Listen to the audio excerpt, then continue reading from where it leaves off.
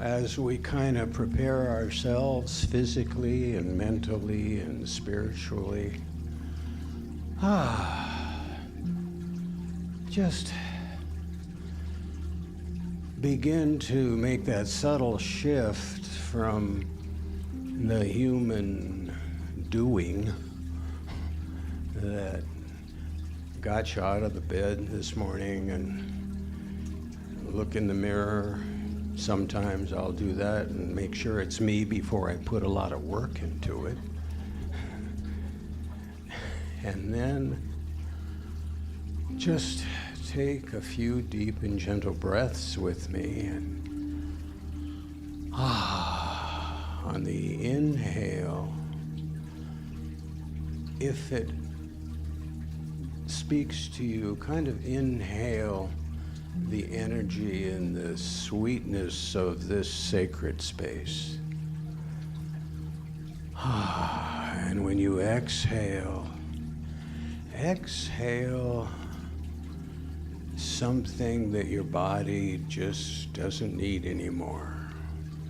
We breathe in newness and we breathe out what the body needs to get rid of, and then bring in something new again. I invite you, if it works for you, to kind of rub your feet along the floor and maybe have the experience of being a little more grounded, not to the concrete floor, but to the earth underneath it. Our beautiful planet that supports us so well.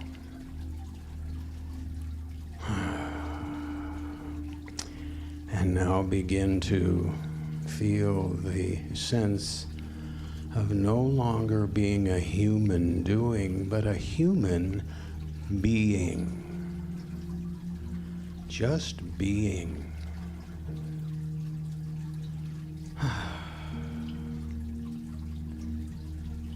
And if it's comfortable to close your eyes or just keep a steady gaze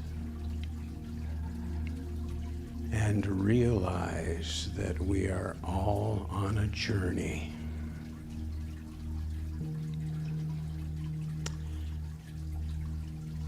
And we know that we are a species that are sentient beings.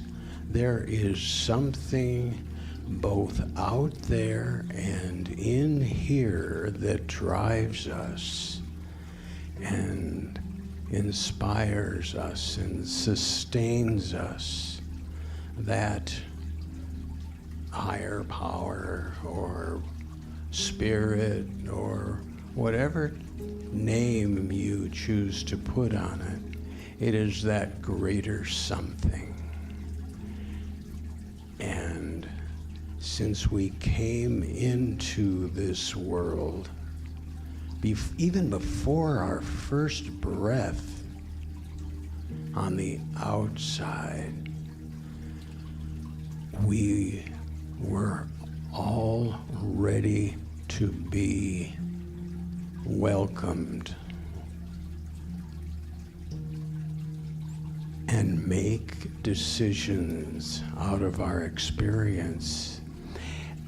And what we are is a philosophy, a faith, a way of life that chooses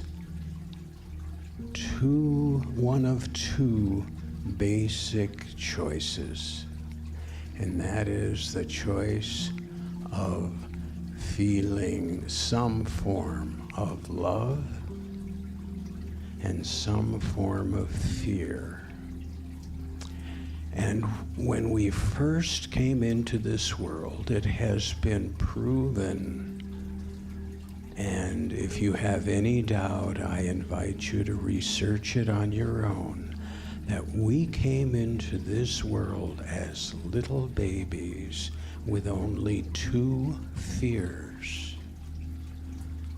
Imagine that, only two fears. They are the fear of falling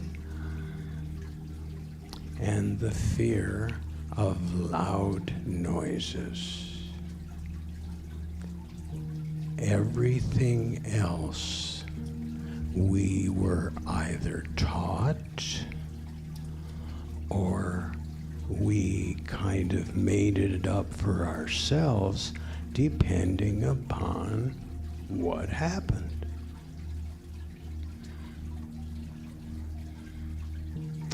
Only two fears to deal with.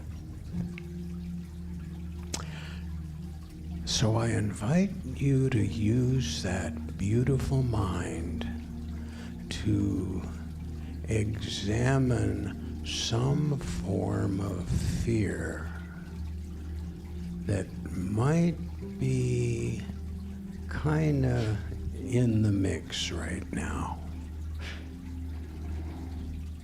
A fear that something may or may not happen.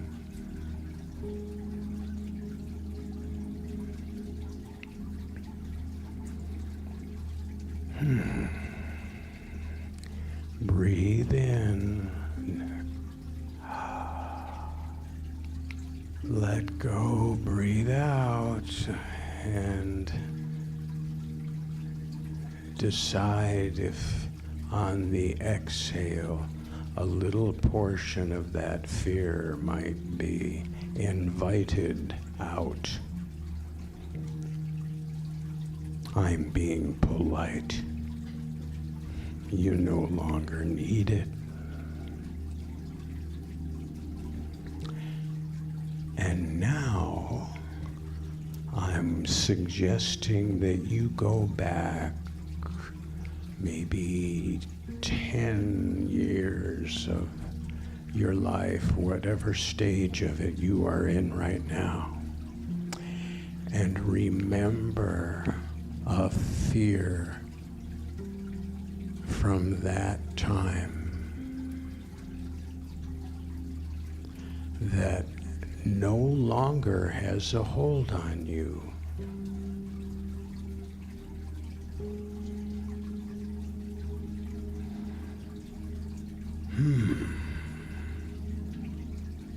What happened, or what did you learn, or what did you discover back then that empowered you? What did spirit,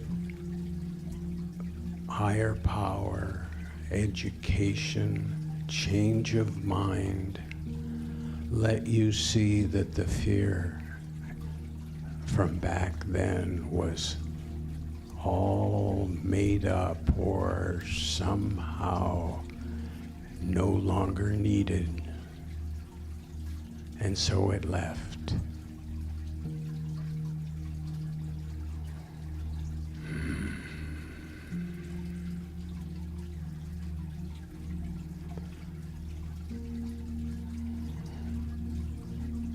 So now I invite you to realize with me that this is a process that happens over and over and over.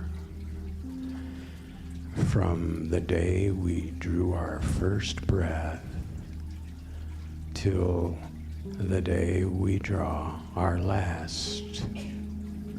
And we are not in charge of when that day is.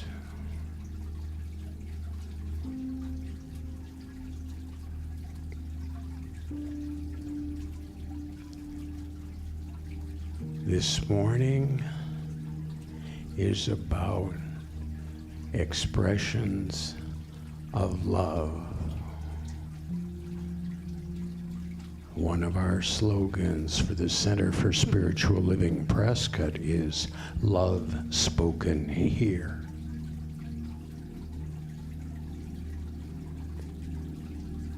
And what we have learned and teach and continue to increase our aware of is the power of love. transcends the power of fear. That is the message that we all came here to experience one more time.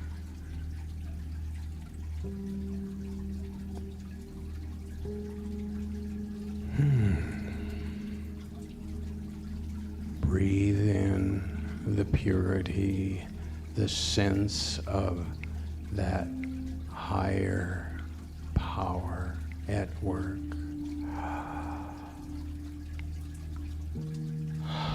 Breathe out what your body and your mind no longer need in this moment, and allow the world out there to just bump along without us for the next hour or so.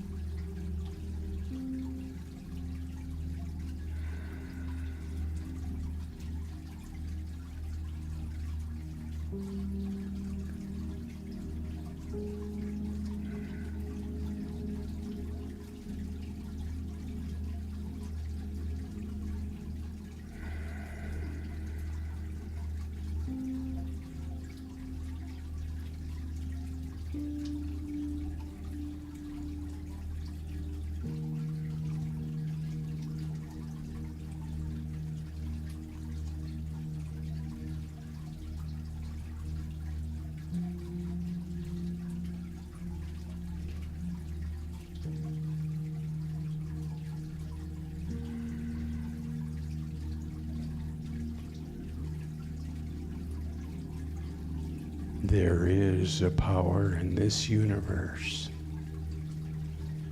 that inspires, teaches, supports, and empowers us to expand our consciousness. And it also lives in every person in this room.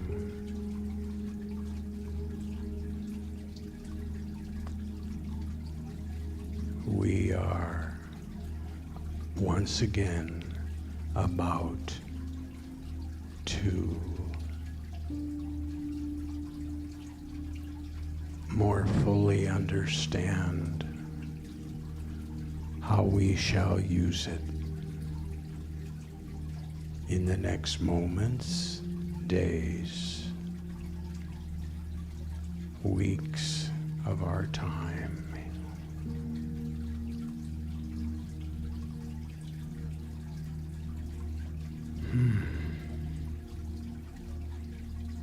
So as our time comes to a close, I invite you once again to just kind of rub your feet on the floor. Slowly open your eyes. Look around this room and notice a face or two that really expresses what happiness, joy, freedom, and peace looks like.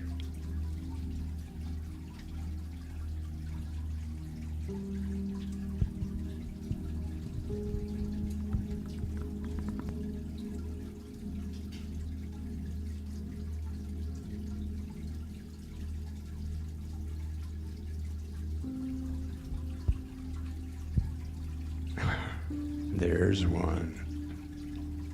There's another. Oh, yeah, there's another. We're doing something good. Namaste.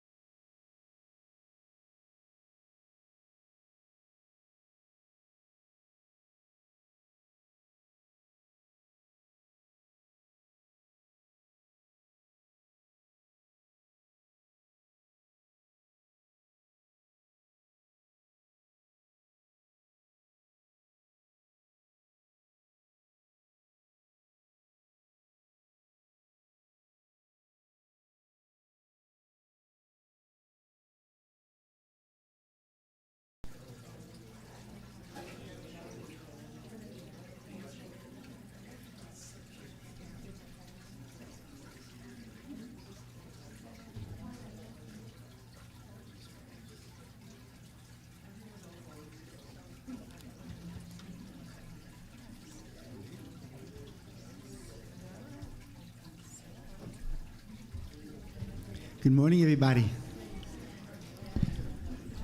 Are you ready to sing? Yes. All right.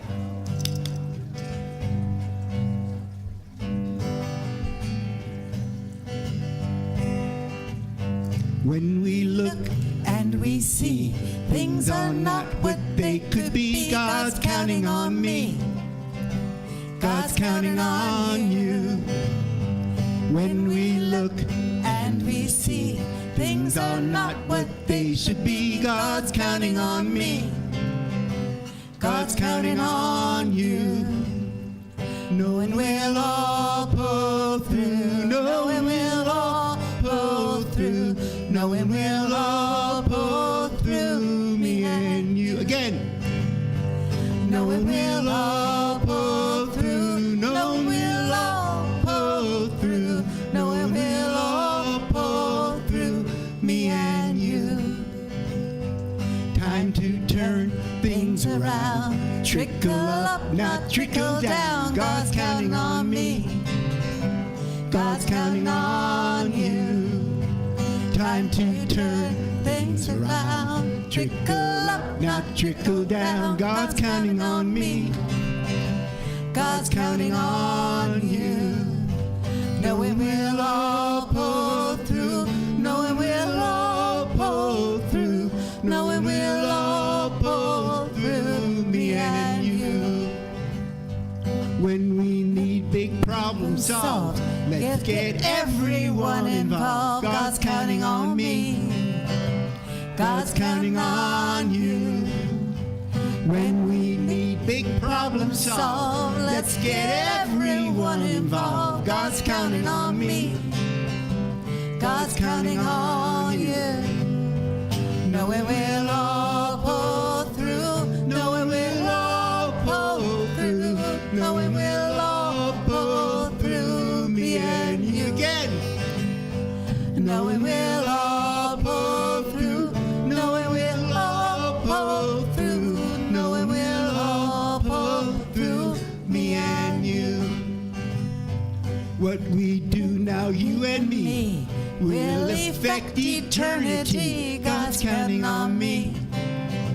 God's counting on you.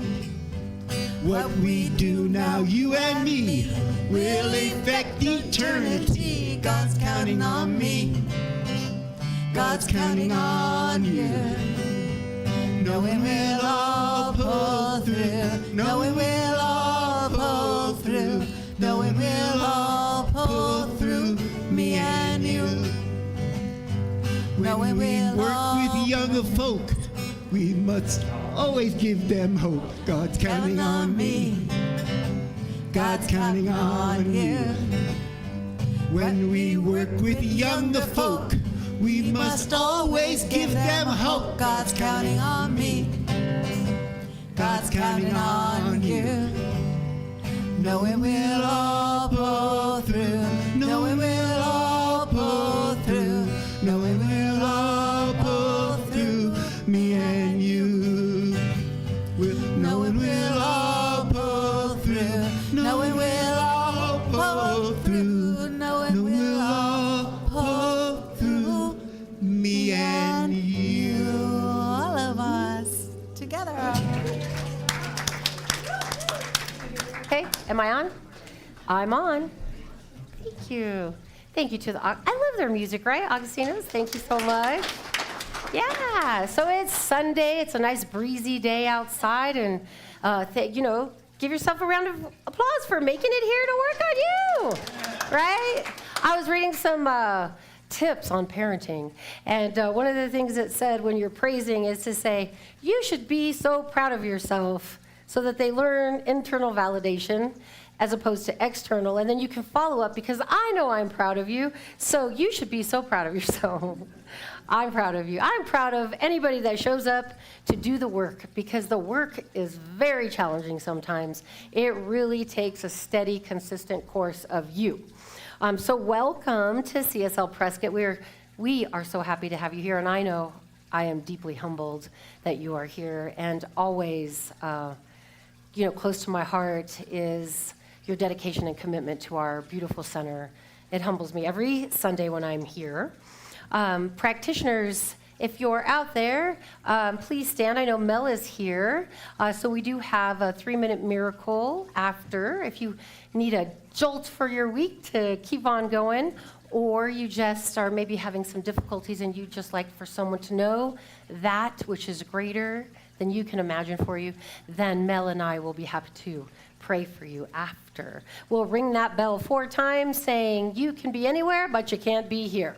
So we will keep the sanctuary quiet and hold it in a sacred space.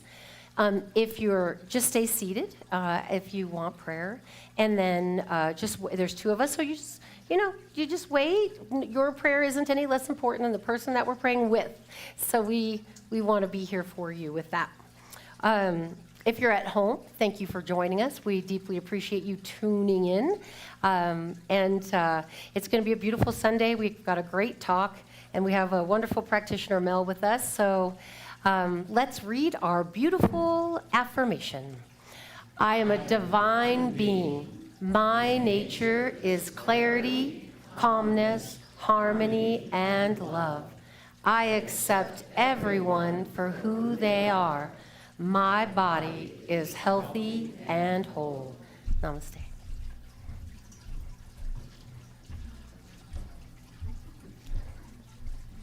It's so nice to be here with you all this morning. This is a song that we do fairly often, and written by Kate Wolf, a wonderful singer, and it's just love. Oh, I'm so sorry. Are you going to do something first? It's all right. Well, Mel then. No, well, Ignore me. Ignore the woman over you here. cannot. You guys cannot be ignored. That is just not possible. You're too good at this stuff. And Mel. Frankly, I like winging it. It keeps us on our toes. Welcome to the Center for Spiritual Living Prescott, where all we do here is look for ways to become more connected with that wonderful spirit self that's out there and that's in here too, and that's the driver of what we're all about. Practitioners, we just love to shift, pray, and watch it happen. We always begin with what we call an invocation, and invocation really is maybe not the word, because it says we're calling in God, but God's already here. It was here waiting for us. It's in everybody in some measure. And what we're here to do is become closer to that. So hold on, folks. We are going to have the experience of becoming closer, because love is the driver. Love is spoken here.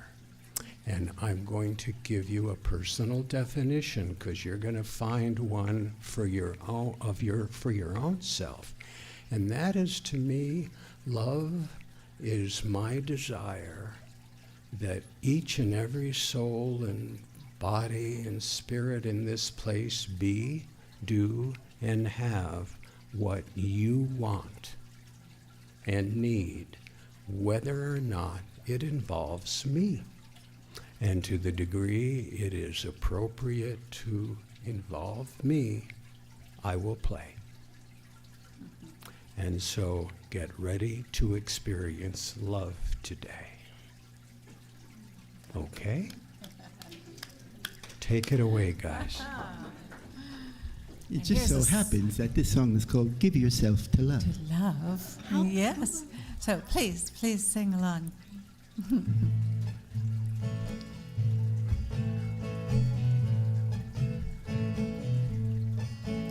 Kind friends all gathered round, there's something I would say.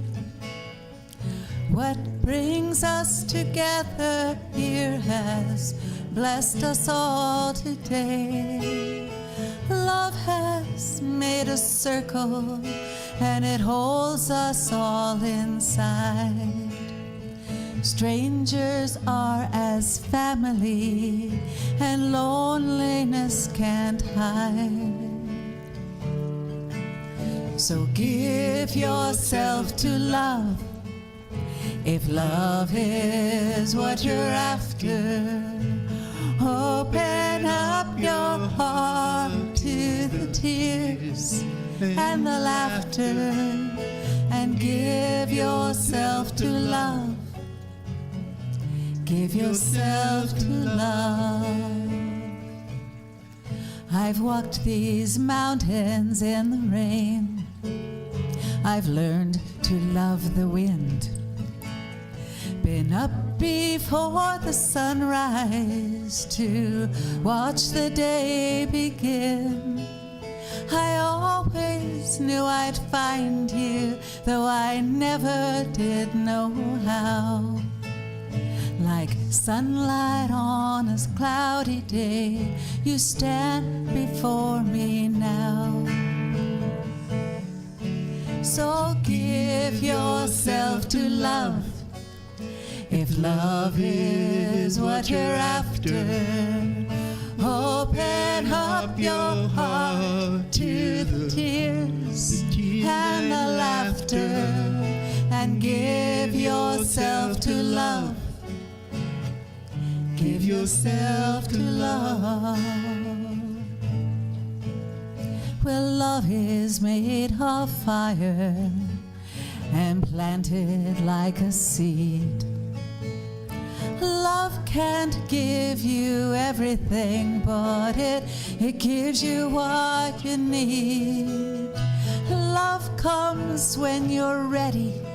Love comes when you're afraid. It will be your greatest teacher, the best friend you've ever made. So give yourself to love, if love is what you're after. Open up your heart to the tears and the laughter, and give yourself to love. Give yourself to love. Give yourself to love, if love is what you're after. Open up your heart to the tears and the laughter, and give yourself to love. Give yourself to love. You must give yourself to love. Give yourself to love. Thank you. And give yourself to love. Kind of sounds like the first rule, doesn't it? From the science of mind,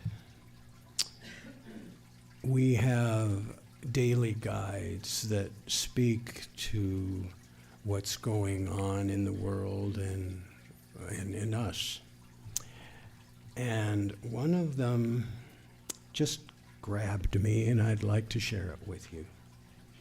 It's called The Ripple of Small Loving Acts. I've found that it is the small, everyday deeds of ordinary folks that keeps the darkness at bay. Small acts of kindness and love.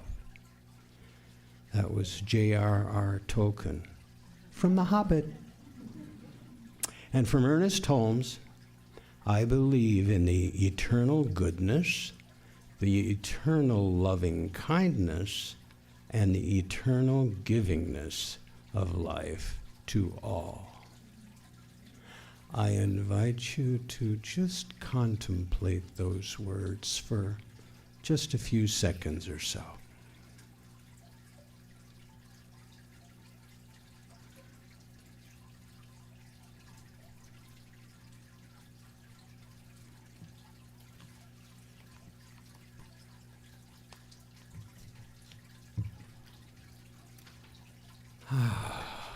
Thank you. Now, if the candle lighters would kindly step forward.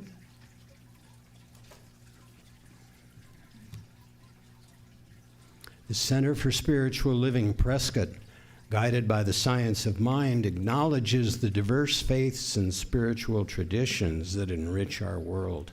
Each belief system offers a distinct understanding of the mysteries of existence and a unique connection with the divine. Lighting these candles symbolizes our collective reverence for the diverse paths humans take in search of meaning and purpose. In this shared moment, we affirm and celebrate the multiplicity of the human experience. We light a candle for Christianity, based on the teachings of Jesus the Christ, who taught the path of love, forgiveness, and healing by the presence within. For Islam, and its teaching and belief in the one and only God, creator of the heaven and the earth. For Judaism, a community of shared laws, traditions, and family ties, which began with the covenant between Abraham and God. For Buddhism, that middle path of non-attachment that ends suffering. For Hinduism, the path of knowledge, action, and devotion. For the traditions of indigenous people everywhere and their close and sacred connection to the earth, sky, and waters. For Baha'i, the path of unity and peace. For all the goddess traditions, celebrating the power and wisdom of the feminine energies, including nature and nurture. And for the science of mind, a philosophy of life that teaches there's a power for good in this universe and we can use it. And would you help us center that by saying with me our affirmation? It's on the screen. I am here for God.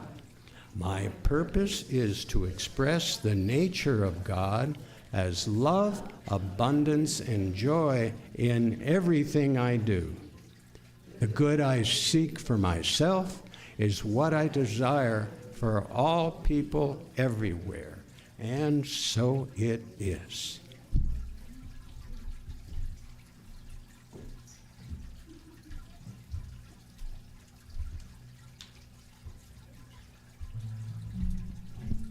So we're going to do a song. This is an old Christian hymn that Pete Seeger took and rewrote a couple of verses. Actually didn't rewrite so much as added a few verses to. And it's called How Can I Keep From Singing? It's a great song.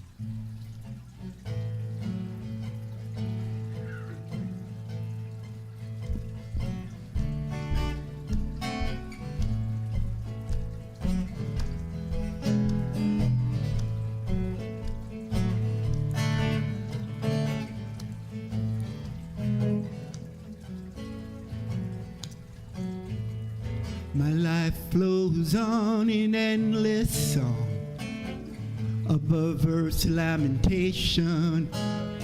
I hear the real, though far off hymn that hails a new creation. No storm can shake my inmost calm, while to that rock I'm clinging. It sounds an echo in my soul. How can I keep from singing? Although the darkness round me falls, I know the truth, it liveth. And though the tempest round me roars, and songs in the night it giveth, no storm can shake my inmost calm, while to that rock I'm clinging.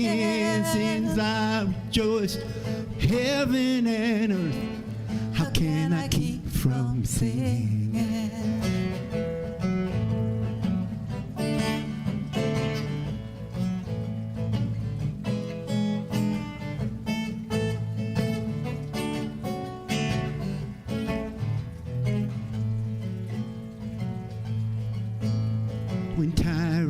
tremble sick with fear. They hear their death knell ringing when friends rejoice both far and near. How can I keep from singing? My life flows on in endless song. Above earth's lamentation, I hear the real though far off hymn that hails a new creation. No storm can shake my inmost calm. Well, to that rock I'm clinging. Sounds an echo in my soul. How can I keep from singing? Now through all the tumult and the strife, I hear the music, it's ringing. Since love is Lord of heaven and earth, how can I keep from singing? I said, since love is Lord of heaven and earth, how can I keep from singing? I said, since love is Lord of heaven and earth, how can I keep from singing? Thank you. Thank you. Wow, how can I keep from singing? That is a really, how do we get there? How do I keep from singing? You know, when life is happening and, I don't know, a lot's been happening in my life lately, a lot of medical things, and you start to remember, oh, you're human, and you have a body, and when you're not feeling good, your mind goes to the craziest places. So I started looking at this as things have unfolded, and what came out of it was when the mind's consciousness rises. So what does that mean exactly? Well, we're all individuals, and we all have certain frameworks of how we see the world, and reality is everything else. But most of us are, for lack of a better word, lemmings in our constraint matrix of how we were raised, our own individual mind, and that's why two people can see the same thing and talk about it differently. And I figured this out from having a 3-year-old in my house. He sees things very differently from the way mom and dad see it. So I started thinking about consciousness. Well, first and foremost, there's one consciousness. There's not Tracy's, Julianne's, Hazel's, Mel's. There's one consciousness, and as individual, we have frameworks that that consciousness that you are embodying uses to see the world. And so when there's discord or lack of harmony, which is your true nature, you are bliss. You are harmony. You are light. You are joy. You are already all of those things. And where we get lost, thinking that we have to go externally to find it, is through our framework, which is perfectly okay because that is the human experience. We're born, when we're born, we have no name. We just come into the world and someone holds us and they start the story.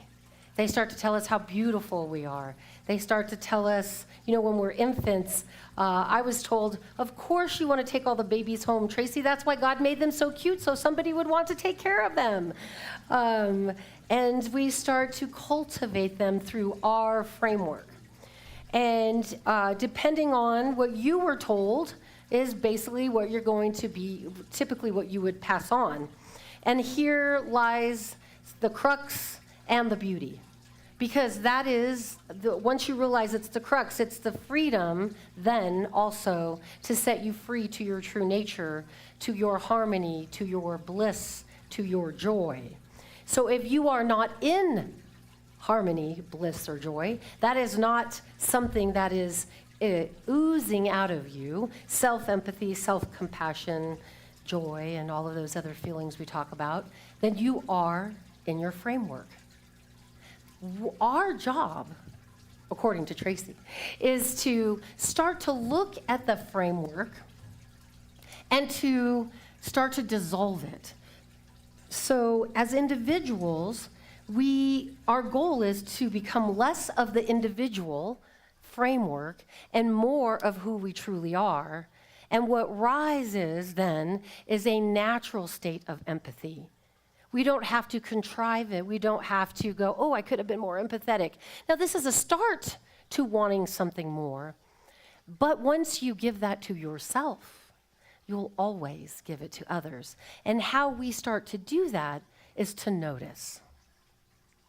We have to notice how we're being, what we're doing in any given situation. And we typically don't, when we're in joy and everything's going well, we don't really slow down to go, oh, I have to notice here. We just know we want more of this, and then we get attached to that experience, and we start a new framework, a new concept, a new construct of trying to recreate the joy when the joy is there, and then we're still chasing an idea. So how do we get free enough of our concepts and our ideas to actually recognize or realize our true nature? Well, the first is to recognize that beliefs are the individual framework, and the awareness of the framework, the noticing, is who you truly are. And that takes a little time, commitment, and dedication, and grit, because it is not always easy, depending on the circumstance. I can tell you, I was not feeling very well, and I just wanted a hug. And my husband was taking care of the kids, and I was kind of, I just got stuck in my framework of take care of me. And I started to notice a little resentment was building, even though he was off doing the thing that needed to be done. And then this starts the story. So the opening thought about this is sometimes something happens and we feel upset, but we don't always know why. It's easier when we think we know why, but it's still thinking. It's still the framework. So the talk is about what happens inside of us and how we can rise in consciousness instead of react. So I wanted to kind of put this in order, and I'm going to use my notes because there's an order to this, and I want to make sure that I get it right. So there's a situation. So someone says something, and we feel, or we feel something doesn't go our way, right? We want something that somebody else isn't doing, and the story in our mind tells us we ought to have it. Dang it, I ought to have it, it's mine. Or why do they always do that? Or why do they always do that to me? We all know our own stories. So we feel surprised, maybe pressured or disrespected. Framework. So what happens inside? How can you tell this is happening? Well, if we recognize that we're frustrated, which I think is kind of easy to do, but hard to stop, right? So the body tightens, the heart, the shoulders, mine go up. We might clench our jaw. And the mind starts talking. This is the giveaway, right? That's not fair. I'm not safe. This always happens. She always does that. Doesn't she know? Why did she do that? Why did he do that? And the emotions rise. Then the mind starts. We start to notice the story, and then the emotions follow. And Reverend Donald talked a little bit about this last week about the law of your beliefs. Right? That you are always working the law because they are your beliefs. So whatever you believe in is always going to happen. And I wanted to research, why is that true? Well, Ernest Holmes says, a quote that we're all very familiar with, life is a mirror and will reflect back to the thinker what he thinks into it. That is the framework.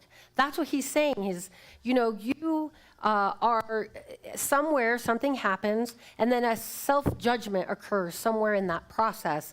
And we are going out to the other person, but really we are remembering an old story.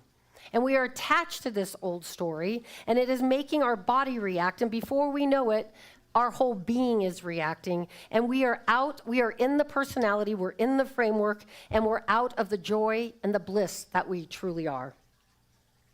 Why does it happen? Well, because we're human beings and we're trying to find our way back home.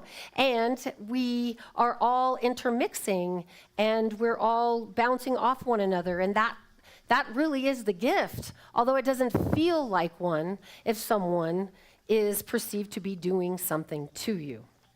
Now, we live in a planet hurling through space, and there is a myriad of things happening all at one time. And some of those things definitely are more horrifying than others. So in efforts of keeping it light today, we are just talking about the general run-ins that we have with our neighbors or our friends or just even in community disagreements. And how do we start to see our framework in the scenario so that we can meet that with curiosity and empathy and feel a sense of unity arise and recognize the individuality of each person and that they're all moving and being and having their way in the best way possible. Nobody fails on purpose. Nobody sets out to fail on purpose. We are all doing something because we are working from that framework, and we're also taught at some point from a story in our past, that's how we get our good. That's how we protect ourselves. That's how we don't let them get over on us. That's how I assert myself. And so what we're doing is we're holding that story in place, and we then, can proudly stand on that, although it won't, as we have learned, get us very far. Sometimes we remember where we were hurt or ignored. Sometimes we might say, oh God, here it goes again. But Science of Mind teaches us that we don't just need to respond to what's happening right now. We need to respond to what we believe it means about us. Ernest says this: when we're thinking and willing and knowing conscious centers of life, and the sum total of all our thought is silently being made manifest. So we are thinking, willing, and knowing conscious centers of life.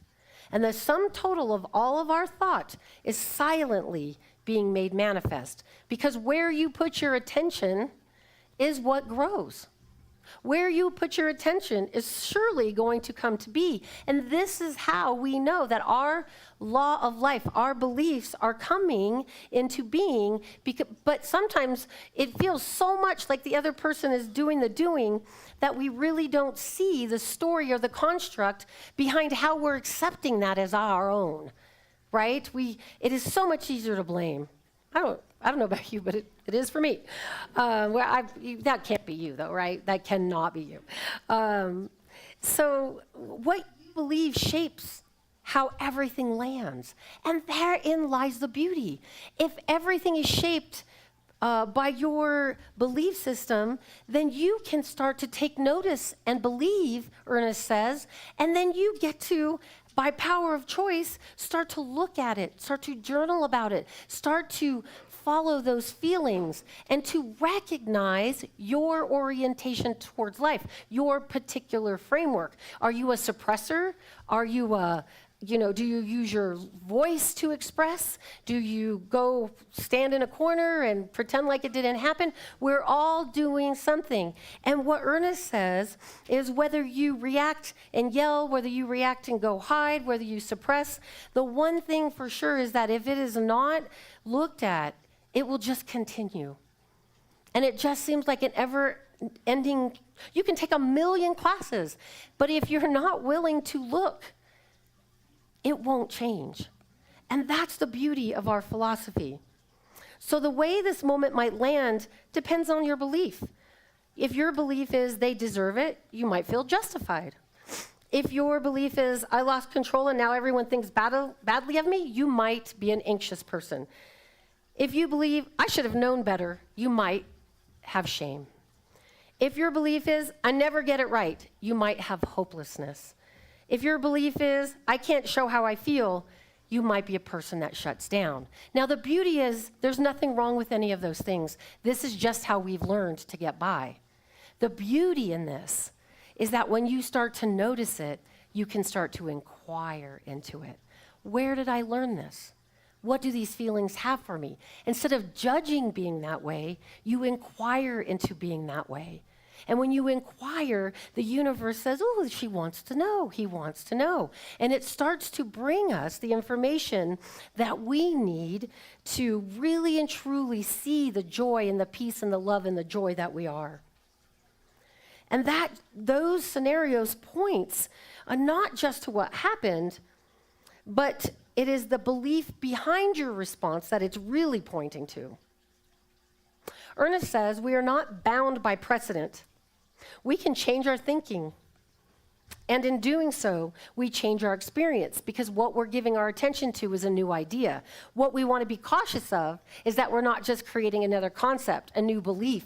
What we really are going after is there have been so many people in the world that says, I am joy, I am light, I am beauty. Well, dang it, why doesn't that feel that way right now? Why doesn't it feel that way when I fail? Why doesn't it feel that way when someone's yelling at me? Why doesn't it feel that way in the midst of the pain of our humanness? And the truth is, it's an invitation in the midst of our pain. Instead of judging the pain, we notice it. We ask it why it's here. We allow it to have the freedom in the room to pass through.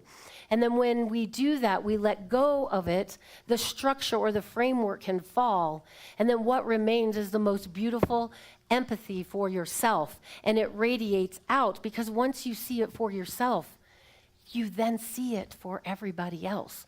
That is why they say when one person awakens, everyone awakens, because there no longer becomes the individual out there. You are only then projecting your true nature, and you understand that if a person is fussy, they are just living in their framework. And we're all just bumping into each other. And there are scenarios in life that bring these up more than others. And I can tell you where it usually goes south for me is when we react from that old belief, we often end up proving it again, right? That loop that we just talked about. We can use terminology like, see, there it is, or I always mess it up, or it's happening again. But in this, the mantra that I really want you to think about is the word noticing. Noticing overreacting. Noticing the feeling in your body. Noticing, and that beginning is the freedom. Ernest says, stop trying. Stop struggling. Begin to calm. This is why lots of teachers say follow the breath, because it regulates the nervous system. It calms the framework. It brings you into center, and it allows for that feeling to arise. Now, when that feeling arises, this is when the work starts, right? Because that feeling can be quite overwhelming depending on the way you were raised.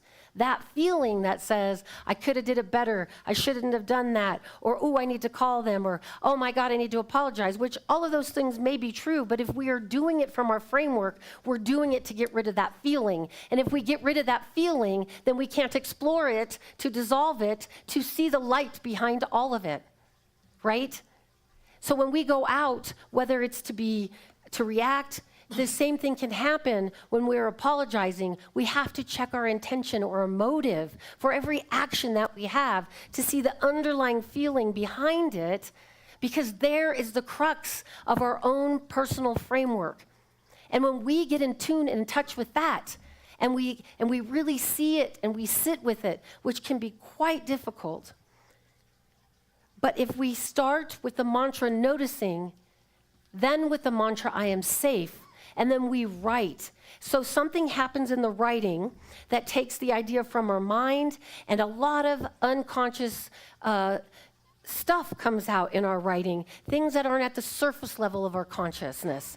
A lot of those old stories, those old patterns, those I'm not good enough. So if you were in a house where you saw parents arguing a lot, or dad was gone a lot, and you were a child, you made something up about you. I can guarantee it, because that's how framework is designed.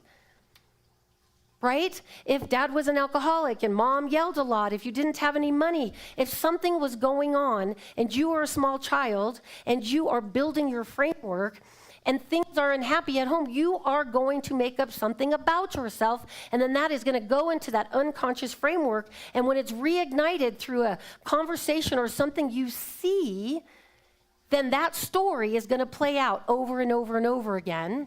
And then we're going to come back to ourselves and judge how we met it. And that's where I want you to stop. When you judge how you met it. You know, in the process, some of us get loud, some of us shut down, some replay it. Are you a ruminator? I don't know. No ruminators here, right? No, can't be.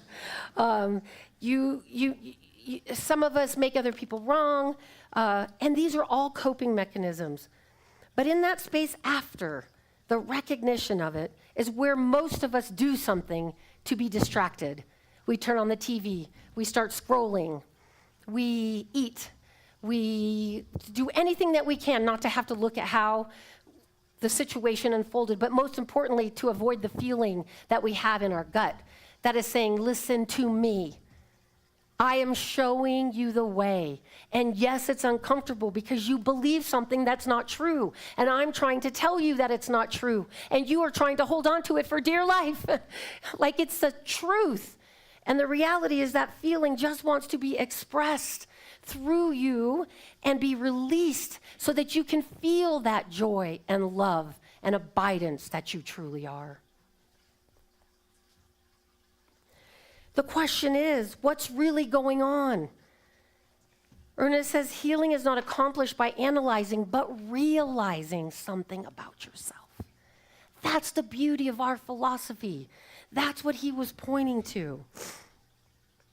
And the gift of catching it, even after, right? I don't know about you. Have you ever been in an argument and you tried to stop in the middle of it? You have this forward energy. It's like, 10,000 trains. You're not going to stop it when you really feel like someone has done something to you. It would be like trying to stop a locomotive. And if you did that, you would be in judgment of yourself. So sometimes it's the after. You know why it's the after? Because it's the after the story. You don't realize you have the framework until it's happened. So the after is to look back at the framework and do the work to see the story in which you are operating from. You might snap or yell or withdraw. You might keep it all bottled up. But later, when it gets quiet, you can sit because the true teaching is in the stillness. The true teaching has no words. Words are pointers. Words are processes. They are practices to get our mind on the right track or path. In the stillness of your true nature, confusion calms and clarity reveals itself. And the universe must always respond to itself in your individual nature or in the nature of expressing as love and light. So you'll start to see that the story without blaming yourself. You might not be able to see it clearly, but you know what's happening because you can feel that. I don't know about you, but I feel it here. And I just want to run away from it sometimes. And the more I want to run away, the more I know I need to stay and inquire into it and to find a way that's kind for me to do that and a way that's kind for you. Ernest says there is a calm, a peace, and a stillness at the center of our being that has never been disturbed. That must be true. And if it is true, then it is all of us, right? So it must be true. And if it is true, you have to find it for yourself. This is a job for you alone. And we are all here to support you on your journey by running into you once in a while and pissing you off. I don't recommend it, but it's going to happen, right? And the joy of that is, it doesn't mean that the other person isn't being rude or disrespectful, but they're just working from their framework. So if you investigate into your framework, that energetically goes away. And what's left is, that doesn't matter. Because from your true nature, nothing matters because there's no problem there. I tell the Prec students, there's no problem that isn't yours. There's no problem that isn't your problem. Because it is your awareness, your reality, your framework, your structure. And there's no problem with that either. It's the thinking mind that makes a problem about it and about others. And can you imagine a world where that is dissolved? That is my idea for this community, that we work on recognizing the frameworks, how we respond and react to one another, me included, how we are finding our way back to our true center so that we can meet each thing and understand what Spirit wants to express from this place, not Tracy. Tracy is irrelevant in this situation. What Spirit wants to express through me, and can Tracy be calm enough to honor the role that she stepped into to bring it into fruition? And if we can lay down the framework for just a moment to even approach from curious, what wonder and amazement and beauty and love can express from this building, and it will be an energetic magnet that will draw people in. It will. They will show up because they will be able to feel it. And those are the ones that we want to share our experiences with. So when the mind rises, it starts with a breath. And in that moment, before and after the reaction, you can pause and breathe. You calm the nervous system. You tell your body, you're safe now. We're not back there. We are here now. And then you can ask yourself, what am I feeling? What am I believing? What would love, the love of my true nature, express itself as now towards yourself? Keep that one word mantra in your experience this week as you start to notice the noticing. That one word mantra, just notice. Don't judge. It's not a great big leap, but it is a small leap to the greater awareness.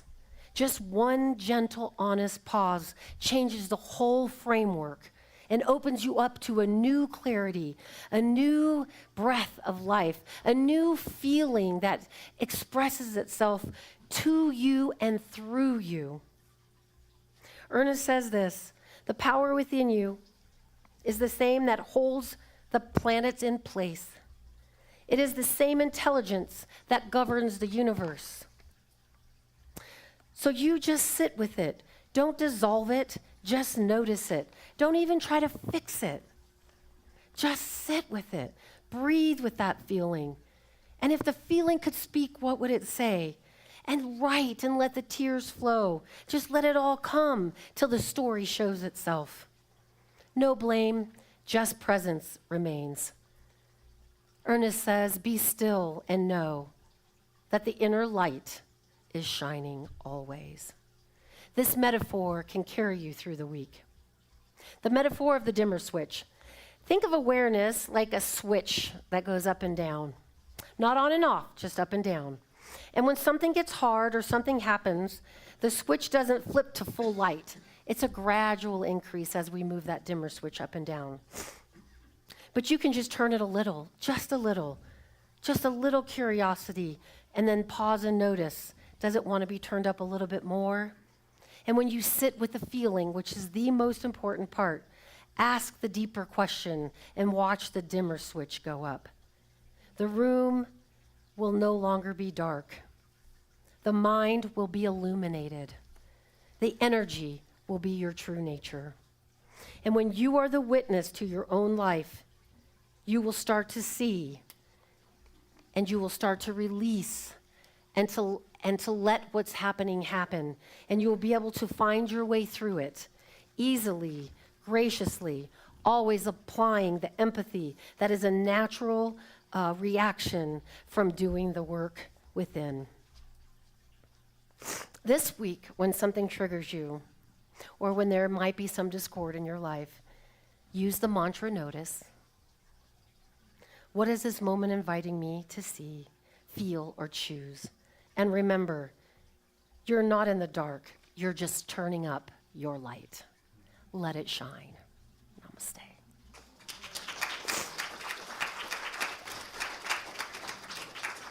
I did make about 20 journal sheets with different processes of how you can do this. And it's also got a process if you're observing the fight. Maybe you're not involved in it, but your nervous system is dysregulated because you're observing some type of negativity or something that you perceive to be discord. So that work will help you through the week. So please grab a journal sheet. All right, and we'll just anchor this in prayer right here, right now, just knowing That as we calm our nervous system, as we start to recognize the truth of our beingness, as we catch small glimpses of it from doing the work, we can feel the difference between the clarity of truth and the disruption of mind. That we tune into the truth that pushes all chaos out. It brings in the light of love to shine on any situation and the framework from which we are perceiving it. We start to recognize where it was built and how it was made, and we start to see that we're just carrying an old idea forward and that we can lay it down and stop. That in the stillness of our being, in the quietude of our day, that is our true nature. The being, the stillness, the quiet. And where that is, eventually clarity and answers show themselves. That there is no thing that we are going through that cannot be addressed in this way. That we let all that is unlike the truth fall away. Then the bigger picture comes into focus, which is the consciousness that we all are, which is the truth that we all are, which is the joy that we all are. We are the joy. So we could say, let there be joy. There is joy. I am that joy. Let there be light. There is light. I am that light. Let there be love. There is only love. I am that love. And that true nature, until it has made itself steadfast in my system, I shall be true to who I call myself to be through the work that I do as my individual beingness, always turning on the beacon of love and light to show that the mere idea of just stop, drop, and letting it go, follow the feeling all the way home to the heart, reveals the greater nature of who we truly are. And from that place we live and move and have our being. And we become illuminated minds, bodies, and souls. And this is the step to illuminating our planet and making a world that works for everyone by making a world that works for us individually. I release these words into law, knowing they cannot be returned void, for as our beliefs change, the world must meet that and show us yet that we are on the right path. Thank you, God. Thank you, life. Thank you, Creator, for all that you have given, for all that you are, and for all that we believe you to be. Illumination of love and light, and so it is.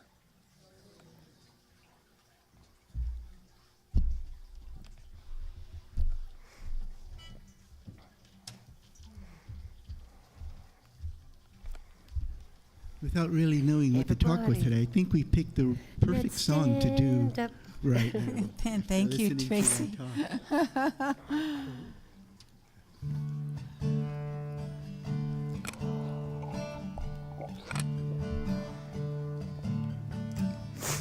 Well, I can see clearly now the rain is gone.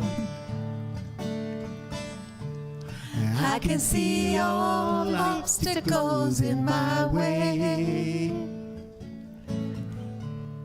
Gone are the dark clouds that had me blind. It's gonna be a bright, bright, sunshiny day. Yeah, I can't sing. It's gonna be a bright, bright, sunshiny day. Oh yes, I can make it now that the pain is gone. All of the bad feelings have disappeared. Here is that rainbow I've been praying for. It's gonna be a bright, bright, sunshiny day. It's gonna be a bright, bright, sunshiny day. Well, look all around, there's nothing but blue sky. Blue sky. Look straight ahead, nothing but blue sky.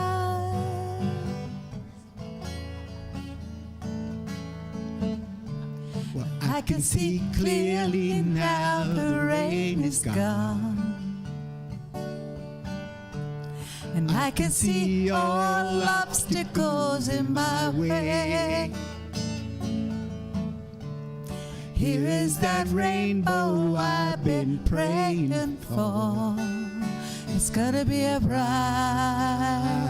bright, sunshiny day. It's gonna be a bright, bright, sunshiny day. It's gonna be a bright, Bright, bright, sunshiny day. One more. It's gonna be a bright, bright, bright, sunshiny day.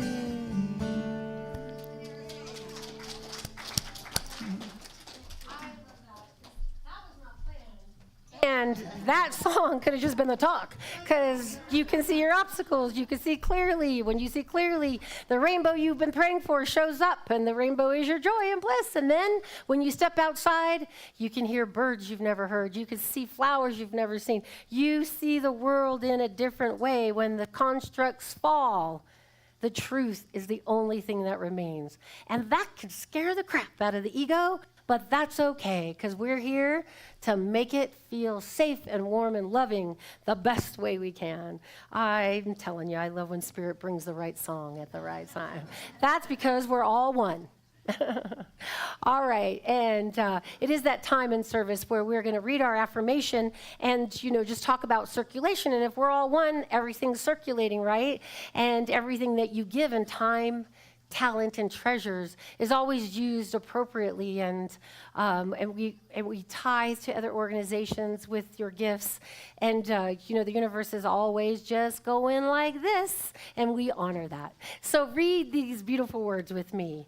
Divine love in and through me blesses and multiplies all that I have, all that I give, all that I receive.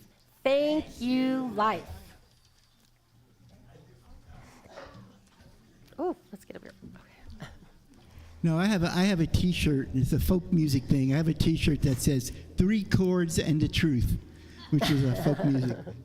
But this song I'm going to play you is only 2 chords. So what does that make that? Simpler and clearer. Or truthier.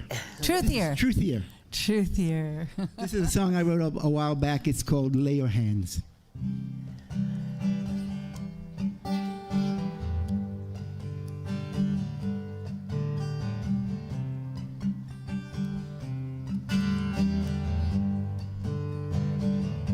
So take me to the river and drop me in the water. Let me feel your blessings. Lay your hands upon my head. Just take me to the river and drop me in the water. Let me feel your blessings. Lay your hands upon my head. Today the day broke golden. Sing glory, hallelujah. The angels come a-calling just to see how you are. So take me to the river and drop me in the water. Let me feel your blessings. Lay your hands inside my heart.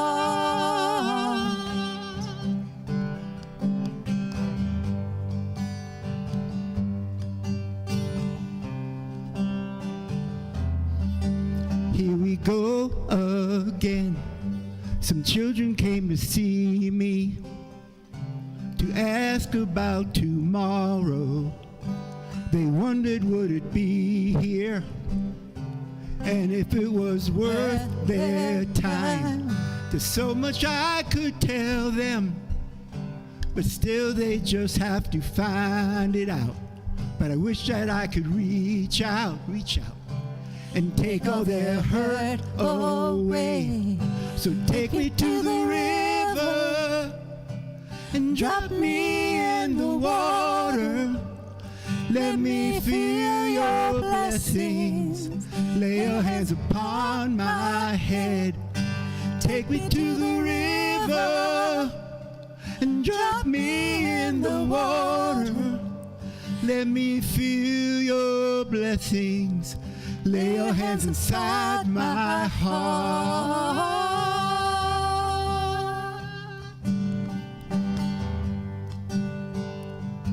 The angels come a-calling, yes they do, just to see how you are. So take me to the river and drop me in the water. Let me feel your blessings. Lay your hands upon my head. Take me to the river. Drop me in the water. Let me feel your blessings. Lay your hands inside my heart.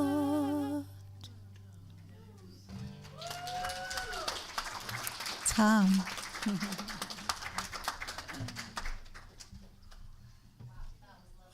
I was just picturing, just sitting there letting this golden waterfall just flow over and wash any of the impurities. Well, there are none, but if you believe there are, they're there. So we just let them wash away. And the idea that dawned on me is if we meet each and every person who we believe God to be, wouldn't we be so kind and watch our tongue? Because who's going to yell at God? It really helps us. And I thought, oh, that's an interesting insight. So as you take your week, remember to meet everybody as your version of God, and see if it changes how you feel about yourself. All right, Miss Pam, come on up. I'm done preaching. Amen. Oh, thank you for your service, Miss Pam. Appreciate you. I just know right here now the abundance, the truth which in all these gifts are given, the abundance in which they're given from, that there's a realization that as you give, you receive, because that is the law of the universe. And as that happens to the level of your awareness and understanding, that's what makes it divinely purposeful. Not the amount, but the framework of the true ability that Spirit always has you. And as we grow and expand our mind in the awareness of consciousness, the truth reveals itself that you are that which you give. And it is always a self-fulfilling prophecy. From the truth, from the bottom up and the top down. I release these into the law, knowing they cannot be returned void. For Spirit is as Spirit does. And so it is. Thank you, Ms. Pam. All right. And Miss Kathleen.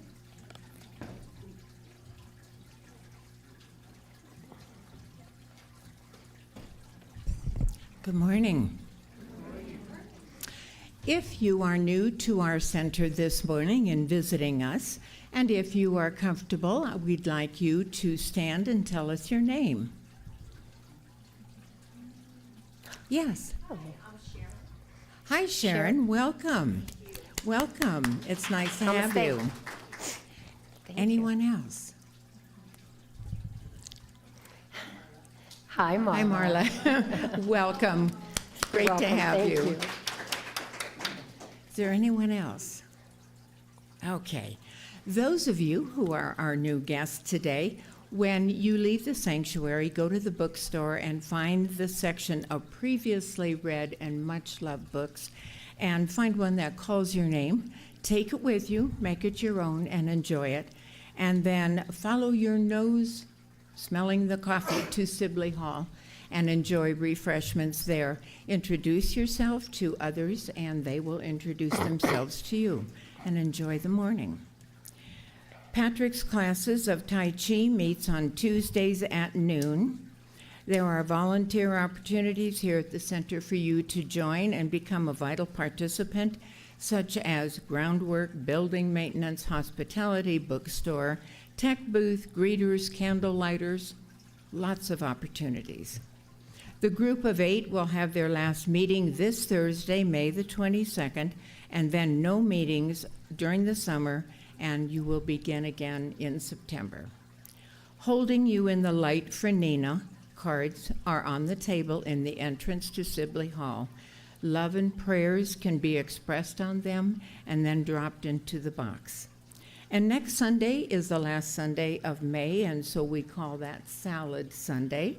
So whip together your favorite salad, bring it to share, and share those that others bring. And that's it. So have a lovely week. Thank you. Thank you. Oh, and if you're new and you didn't stand up, you can still go get a book. And you can see our slides. You know, we do announce our events on the slides on the TV, so you can see what's upcoming. And we'll have a few changes around that, too, as for those of you who express that you like paper, we'll be making some changes to that as well, so you can go home and put it on your refrigerator. And then you have no excuse not to be here, you know. All right. With me, please, let's read our beautiful. Let's everybody stand up and read this together. Let's illuminate this place. Here we go. Ready? Something wonderful is happening through me right now. It is happening through my mind, my body, and my affairs. I think it, I believe it, I feel it, I know it, I accept it. Thank you, life.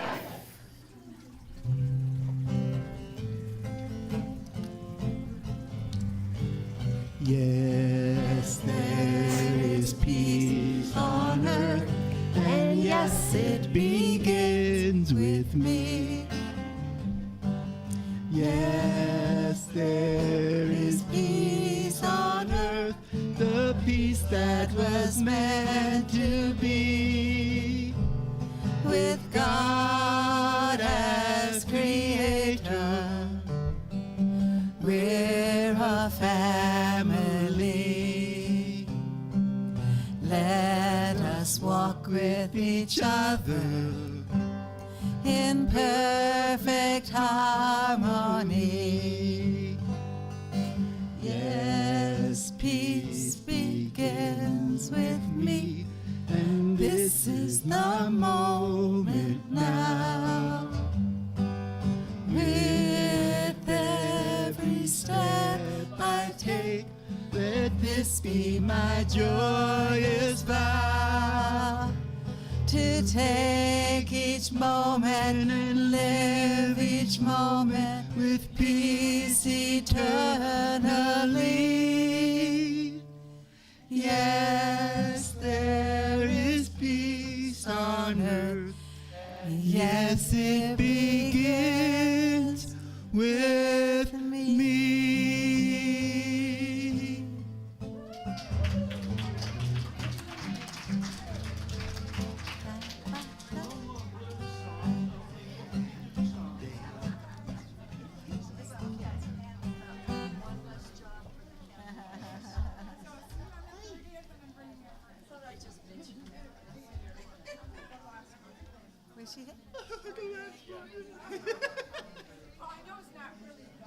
No, but it, yeah, we'll still, you know.